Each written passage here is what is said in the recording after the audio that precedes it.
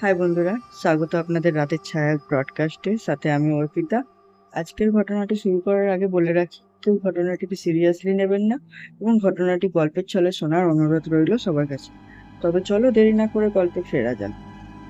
আজকের ঘটনাটি পৃথিবীর সবচেয়ে চাহিদা সম্পন্ন সিরিয়াল কিলারের অজানা সত্য। এই পৃথিবীতে এমন কিছু ঘটনা ঘটে যা আমাদের চেতনা প্রান্ত থেকেও আমৃত্যু ভয়ের ছায়া ফেলে। আজ আমি আপনাদের শোনাতে যাচ্ছি পৃথিবীর সেই সবচেয়ে ভয়াবহ এবং চাহিদা সম্পন্ন সিরিয়াল কিলারের একটি কাহিনী। এমন এক কাহিনী যা শুধুমাত্র অপরাধ নয়, বরং এক নিখুঁত হরর মুভির কাহিনীকেও হার মানায়।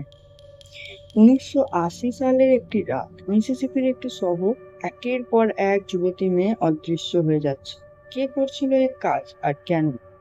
পুরো শহর ভয়ে থরথর করে কাঁপছিল। কারোর কাছে কোনো উত্তর ছিল না, পুলিশের হাতে কোনো প্রমাণও নেই। শুধু কিছু ধোঁয়াশা আর এক ভয়াবহ হত্যাকারীর অন্ধকারে লুকোনো মুখ। এই ব্যক্তিকে তার ভয়াবহতার জন্য নিজে যেতে মাস্টার বলা হয়।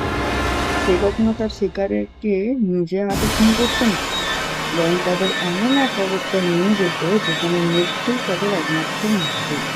কিন্তু আপনি কি জানেন সেই মাস্টার আজও ধরা পড়েনি? হ্যাঁ, ঠিকই শুনেছেন।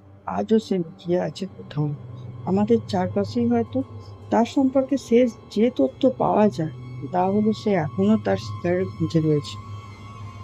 প্রায় 40 বছর ধরে এই অপরাধী পুলিশের চোখে ধুলো দিয়ে যাচ্ছে।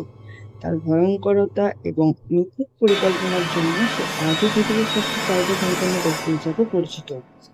এই অজানা মাস্টার এর সম্পর্কে আরো জানার জন্য আমাদের চ্যানেলটি সাবস্ক্রাইব করুন এবং ভিডিওটি শেয়ার করুন।